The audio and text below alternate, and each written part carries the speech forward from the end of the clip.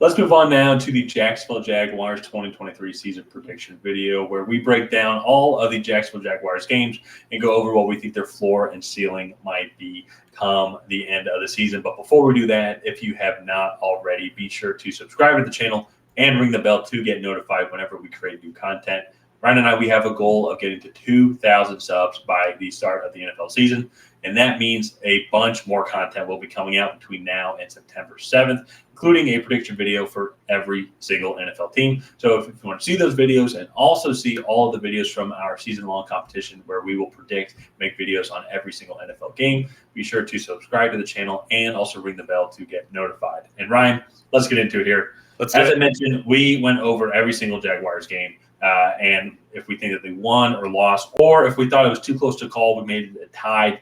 That is kind of the representation of what we think their floor and ceiling might be. So right now, we think the Jags are going to win the AFC South. They're going to be in that 12-5 to 14-3 range. And then depending on, I guess, how some of the other teams do will depend on if they get home field advantage or not and where they rank in the AFC playoffs. But in general, though, the Jags, I'll just make it for winning a division in the AFC, having to play then, I believe it's the AFC North is their team, their cross conference team. Now they do have to play the NFC South, which is beneficial. But just in general, though, and then have to play all the division winners of every other division that you're not playing, they have a relatively easy schedule. If you look at this first couple of weeks, their first 8 weeks before they go to a bye, Colts, that's a win. Chiefs, that's a tough game. They are not the favorites going in, but they almost beat the Chiefs last year in the playoffs. Chiefs, Texans, that's a win. I think the Falcons game can be close, but I think that is going to. I'm leaning towards the Jaguars.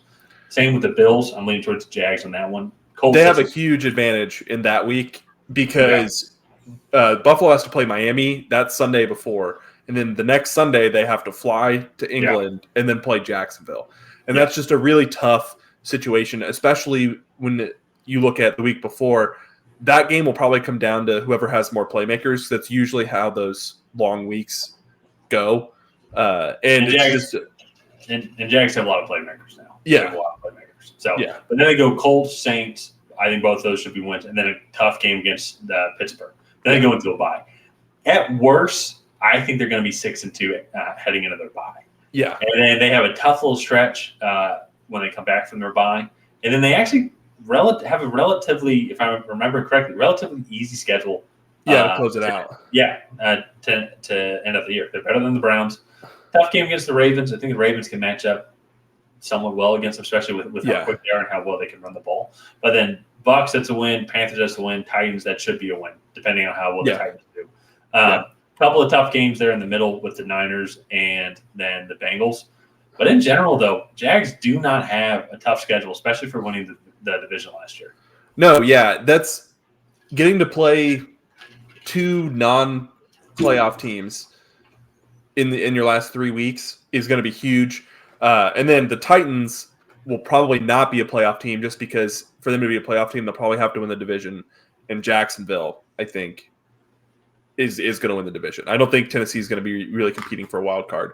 So, and then I think one of the division winners they have to play is Buffalo here in this week, in week 5. And like I mentioned earlier, I think that's a huge advantage that they get to stay that week in London, whereas Buffalo has to travel over and then practice there for a few days and then play the game. Well, and also, too, we haven't recorded it yet, but we're going to talk about the Buffalo Bills season, just really them as a team. And I think that the Jags are trending up, while I think the Bills are trending down.